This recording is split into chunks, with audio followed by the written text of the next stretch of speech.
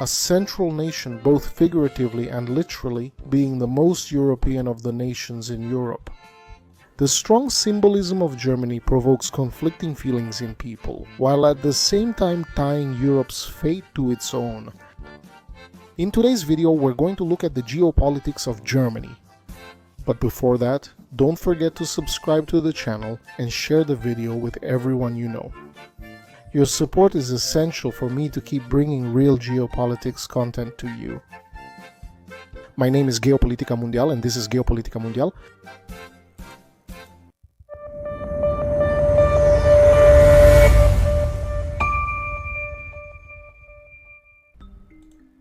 Germany is a country located in the central region of Europe, bordering Poland, the Czech Republic, Austria, Switzerland, France, Luxembourg, Belgium, the Netherlands, and Denmark. This shows something important from the start. Thus, its position is defined as central in the most literal and broad sense possible. To the south, the country has mountainous terrain, which is dominated by the Alps, with plateaus and dense forests in the central and northern regions of the country. The Rhine River, the Danube, and the Elbe River, which are navigable, are heavily used and together form a triangle of extremely robust economic and human activity. And when combined with the country's central location in Europe, these were naturally driving forces that, since the ancient times of the Roman Empire, pushed leaders of tribes, kingdoms, and empires to compete for influence or direct control in the region. Germany is home to 7 major rivers that are commercially navigable and play a huge role in the country's geoeconomy. The Rhine, for example, is the longest navigable river in northern Europe and the busiest inland waterway in the world. And after German unification, this river factor, combined with the strategic position over the North European plain, caused European resources to flow almost automatically into German territory and through it, making it easier for the Germans to control the human and commercial flows of the continent. Access to the North Sea and the Baltic Sea allowed Germany to become a leading exporter and establish itself as one of the most prosperous economies in Europe and the world, with the German states militarily able to exert naval pressure on England, France, and Russia simultaneously. From here, they could also potentially isolate the countries of Eastern Europe from access to the countries of Western Europe. The North European plain has historically been a land bridge for access by both the eastern and western states of Europe. And with Germany right in the middle of this plain, and with the most vital rivers of Europe running through it, Germany found itself in 2 extremely opposite situations. On one hand, this ease of river, naval, and land access allowed Germany to project itself militarily with relative ease over the other countries, or economically, to be a required route for European human and material flows. On the other hand, this also puts it under constant pressure from neighbors and rivals. The summary of German history would be alternating between moments of exerting pressure and being pressured. From the late 10th to early 19th century, these lands were the core of the Holy Roman Empire of the German nation, which in fact was a collection of small kingdoms, principalities, and city-states moderately interconnected by cultural factors. This led the region to develop several centers of political and economic power over time, without any single region being able to fully control the country or completely dominate it. After the Roman Empire fell, new forces gradually emerged in Europe's border regions over the centuries. These forces later created major empires like the Portuguese, English, French, Spanish, and Russian, and their disputes would produce constant friction in the central region of Europe. What would make this region permanently fragmented?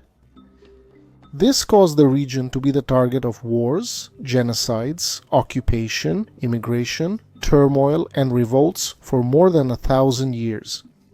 A true chaos impossible to be completely subdued and controlled. With the English, French, Spanish, Western, Russian empires, the Polish-Lithuanian Commonwealth, and the Ottoman Empire to the east, Central Europe remained fragmented, thanks to these enormous gravitational forces which pulled the region's direct or indirect influence toward themselves. This enormous cultural, ethnic, linguistic, and religious diversity would make it difficult for any nation to try to conquer and hold this territory on its own. However, given the river and topographical factors I mentioned, did the flows naturally go toward where the country of Germany is today? This effect would eventually meet other factors and the context that would complete the equation to allow German unification. In 1871, under the leadership of Otto von Bismarck, the birth of Germany is something so important that right from the start it changes the entire balance of power on the European continent. With a large population, enormous industrial and technological capacity, Germany is a newborn state, excessively strong at that moment. What makes the marginal powers I mentioned a little while ago no longer pull Germany with their gravity, but instead end up being pulled by Germany's enormous gravity toward the European center. And suddenly they found themselves competing with a hyper-strong actor within a region historically seen as fragmented, which would result in the beginning of the weakening process of the European empires, who would increasingly have to allocate their forces and attention to the central region of Europe, leaving little for outside use. The word that defines Germany is geopolitical organicity. That is, the birth of the country and its existence happened naturally due to the forces of nature. This became clear in World War I, when the German Empire and its allies fought the British, French, and Russian empires. But in practice, the German Empire was fighting almost alone, draining the strength of these three powerful empires, even though it was defeated in the end. The case of German geopolitics is one of the best examples of how geography ends up playing a fundamental role in the destiny of civilizations and humanity. Because even though it was defeated and humiliated at the end of the First World War, Germany, given its central role and organic existence, in other words, not being an artificial creation made by external forces, it would naturally be able to pull back the geopolitical energies of the European continent and, in just 20 years, once again become the greatest power on the continent and trigger the Second World War. This ability to alter European gravity, which previously projected outward from the continent but would now be drawn inward. Because of German gravity, it contributed enormously to the end of the Eurocentric global order. After all, even with its defeat in the First World War, Germany was able to quickly recover so that in the Second World War it could surpass on its own the entire military capacity of the European countries, being contained only by two forces external to Europe, the geopolitical titans, Soviet Union and United States. At the end of the Second World War, the French, British, American, and Soviet leaders knew it was only a matter of time before Germany would once again become a gravitational force that could destabilize Europe. Thus, the division of West Germany under French, British, and American influence, and East Germany under Soviet influence. It was not just an allegorical factor of the victor over the defeated, but rather a deep geopolitical plan aimed at diluting this German gravity to prevent it from becoming too strong again in the future. But as always, geopolitics overcomes ideology, and it was no use because, once again, with geopolitics shaping destiny as something inevitable, Germany, even though it was devastated, destroyed, occupied, and even divided, would rise again. In 20 years becoming once again the center of European wealth, surpassing its English, French, and even Russian neighbors. This is surprising because Germany was then divided between East Germany in the Soviet orbit and West Germany integrated into the European Economic Community and NATO, assuming the central and leading role only this time without the use of its armed forces. and on top of that, as I said, being divided. This would create enormous fear in the minds of leaders in Moscow, Paris, and London, who feared that if Germany were reunified, it would become too strong to be contained. And with that, it would cause a Third World War. However, despite all the efforts of the Western powers and the Soviet Union, geopolitics once again proves to inevitably overcome ideology. And in 1990, the two Germanys would be reunified, which in fact paved the way for Berlin to become the capital of a unified Europe. But this time, instead of using tanks, they used banks and industry, which would eventually evolve to be symbolized through the structure of the European Union. In other words, even after being violently devastated twice, destiny seems to push European power into its central area, Germany, even when it appears to be destroyed. It's a case of resilience and geopolitical recovery. Unique in the world, its geopolitical core is consolidated precisely from the triangle of the Elbe, Rhine, and Danube rivers, and with its historical core located in the north, in the region where the former state of Prussia was.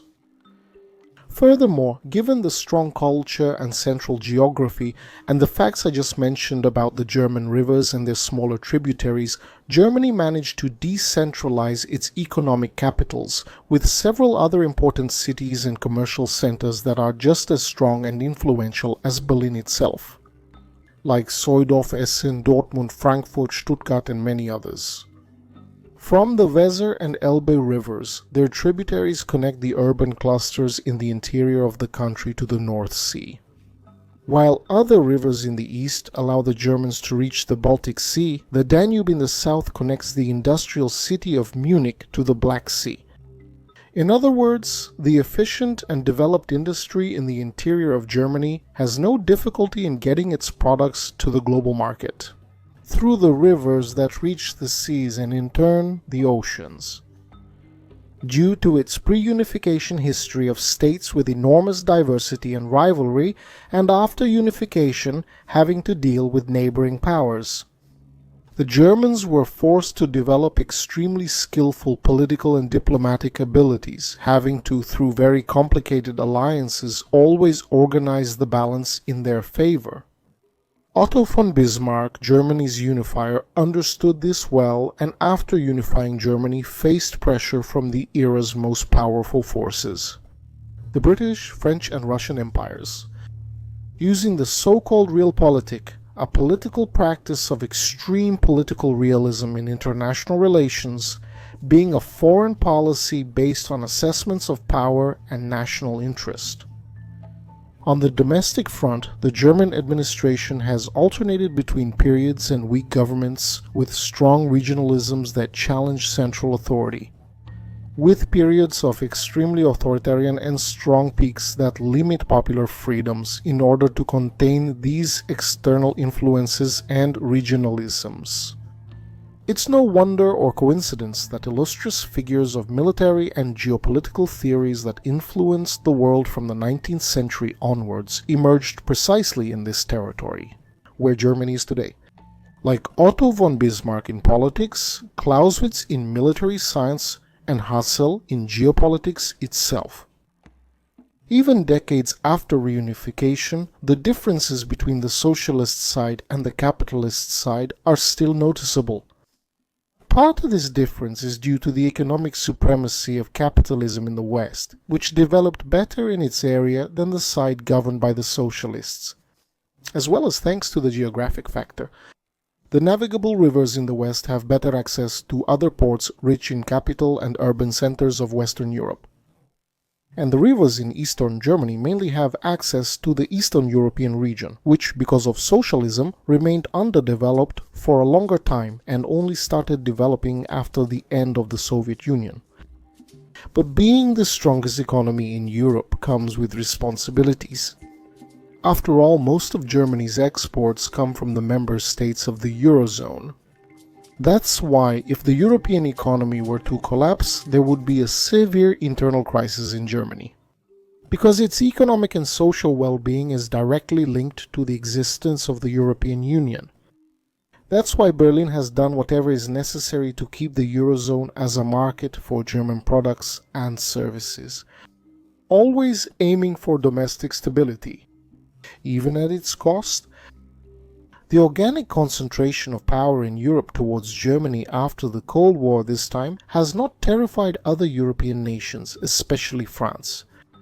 And this is because in the 21st century, the Age of Titans made it clear that Europeans, as individual states, would have no chance in this scenario of great continental powers. What made Berlin and Paris reach a kind of unwritten agreement, but one that peacefully arranges the disputes that the old continent had? In this kind of tacit agreement, it's clear that Berlin will be the capital of European internal affairs, while Paris will be the capital of Europe's external affairs. That is, while Germany will orchestrate and organize the affairs of the European states among themselves, within the continent, France will take responsibility for and maintain the interests of Europeans outside of Europe. This arrangement has worked until 2022, but there is uncertainty regarding what will happen after the Russian invasion of Ukraine. Because if France, Germany's historical rival, is now at peace, the same cannot be said about its other historical rival, Russia. Because, for now, NATO has proven to be of great value to Germany, allowing German leaders to reduce the risks in case of conflict with the Russians. That's why Berlin has been the main sponsor, along with the United States, of the expansion of the European Union and NATO, in the former Warsaw Pact nations and in the Baltic states. Because the more the European Union and NATO expand eastward, the safer it becomes. Germany feels like it's creating an effective buffer zone between Germany and Russia. This perception, which is already felt by the Russians, was recently confirmed by the country's former Prime Minister Angela Merkel, who admitted that the Minsk protocols signed for. In the end, the war in eastern Ukraine on September 5, 2014 was just a maneuver to buy time. While the Western states were arming and training Ukraine to eventually bring it into NATO and the European Union, which obviously affected relations with the Kremlin. However, antagonizing Russia has been problematic for the Germans, because this factor makes Europe increasingly dependent on the protection of the United States, which on one hand was convenient for the Europeans, but on the other hand limits how much they can act on their own. Besides that, Russia has been the main supplier of energy and food to the Europeans. And the breakdown of this relationship benefited the United States, which, on the other hand, has shown less and less interest in acting as Europe's defender or as the world's policeman. And as other regional powers become involved in the world, they saturate the United States' ability to respond.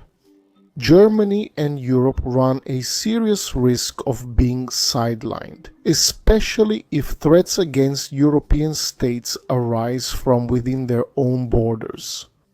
With Islamic extremism and anti-European racial tensions arising within Europe itself because of immigration. After all, today Germany's main geographic challenge is to preserve its territorial unity and, above all, its identity. Having signaled that its population would begin to stagnate decades ago, the 2020s marked the peak of Germany's productive capacity, with most of its population finally heading into retirement.